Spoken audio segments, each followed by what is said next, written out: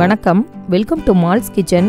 இன்னைக்கு நம்ம வீடியோவில் ரெஸ்டாரண்ட் டேஸ்ட்டில் ரொம்ப கிறிஸ்பியான மஷ்ரூம் பெப்பர் ஃப்ரை வீட்டிலேயே ரொம்ப ஈஸியாக எப்படி பண்ணுறதுன்னு பார்க்கலாம் வாங்க. மஷ்ரூம் பெப்பர் ஃப்ரை செய்கிறதுக்கு தேவையான பொருட்கள் 200 கிராம் மஷ்ரூம் நல்லா 2-3 டைம் க்ளீன் பண்ணி கழுவி எடுத்துக்கணும். பொடியாக கட் பண்ண பெரிய வெங்காயம் 1, 1/4 கப் சோள மாவு, 1/4 கப் அரிசி மாவு, பொடியாக கட் பண்ண பச்சை மிளகாய் 1, 1/2 ஸ்பூன் லெமன் ஜூஸ், 1/2 ஸ்பூன் மிளகுத்தூள், பொடியாக கட் பண்ண பூண்டு 1 ஸ்பூன், 1/2 ஸ்பூன் இஞ்சி பூண்டு பேஸ்ட், 1 கொத்து கறிவேப்பிலை, பொடியாக கட் பண்ண கொத்தமல்லி கொஞ்சம், உப்பு தேவையான அளவு, பொரிக்க எண்ணெய் தேவையான அளவு. ஃபஸ்ட்டு ஒரு பவுலில் 1/4 கப் சோள மாவு, 1/4 கப் அரிசி மாவு, இது கூட 1/2 ஸ்பூன் இஞ்சி பூண்டு பேஸ்ட்டு, 1/2 ஸ்பூன் மிளகுத்தூளில் 1/4 ஸ்பூன் மட்டும் ஆட் பண்ணிக்கலாம்.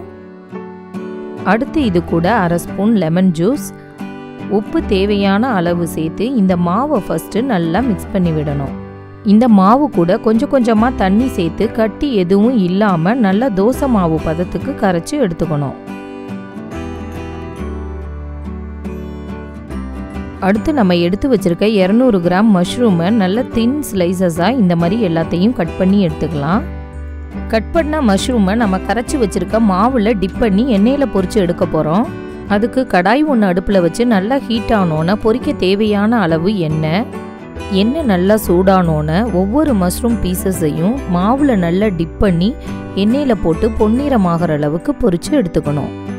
நான்வெஜ்ஜில் இருக்க சத்துக்கள் இந்த மஷ்ரூமில் இருக்கிறதுனால நம்ம இதை சமையலில் அடிக்கடி பயன்படுத்தினோன்னா உடம்புக்கு ரொம்ப நல்லது. மஷ்ரூமை அவாய்ட் பண்ணுற நம்ம குட்டீஸுங்களுக்கு இந்த மாதிரி கொஞ்சம் டிஃப்ரெண்ட்டாக பண்ணி கொடுத்தீங்கன்னா கண்டிப்பாக அவங்க விரும்பி சாப்பிடுவாங்க. இப்போ பாருங்கள், மஷ்ரூம் நல்லா கிறிஸ்பியாக ஆயிடுச்சு. இந்த ஸ்டேஜில் நம்ம இதை எல்லாத்தையுமே எடுத்துடலாம். இதே மாதிரி நம்ம எல்லா மஷ்ரூமையும் பொரித்து எடுத்துக்கலாம். அடுத்து பேன் ஒன்று அடுப்பில் வச்சு நல்லா ஹீட் ஆனோன்னா 3 ஸ்பூன் எண்ணெய் நல்லா சூடானோன்னா நம்ம பொடியாக கட் பண்ணி வச்சுருக்க 1 ஸ்பூன் பூண்டு, பொடியாக கட் பண்ணி வச்சுருக்க பச்சை மிளகாய் 1, 1 கொத்து கறிவேப்பிலையை சேர்த்து எண்ணெயில் நல்லா பொரிய விடணும். அடுத்து இது கூட நம்ம பொடியாக கட் பண்ணி வச்சுருக்க ஒரு பெரிய வெங்காயத்தை சேர்த்துடலாம். வெங்காயம் கொஞ்சம் சீக்கிரம் வதங்கிறதுக்காக இது கூட கொஞ்சமாக உப்பு சேர்த்து வெங்காயத்தை நல்லா பொன்னிறமாகிற அளவுக்கு வதக்கிக்கணும். இந்த ஸ்டேஜில் மீதி இருக்கிற 1/4 ஸ்பூன் மிளகுத்தூளை சேர்த்து நல்லா மிக்ஸ் பண்ணி விட்டுறலாம். இது கூட நம்ம எண்ணெயில் பொரிச்சு வச்சுருக்க மஷ்ரூமை சேர்த்து வெங்காயம் மிளகுத்தூளோட நல்லா கலந்து வர்ற அளவுக்கு மிக்ஸ் பண்ணி விட்டுறலாம்.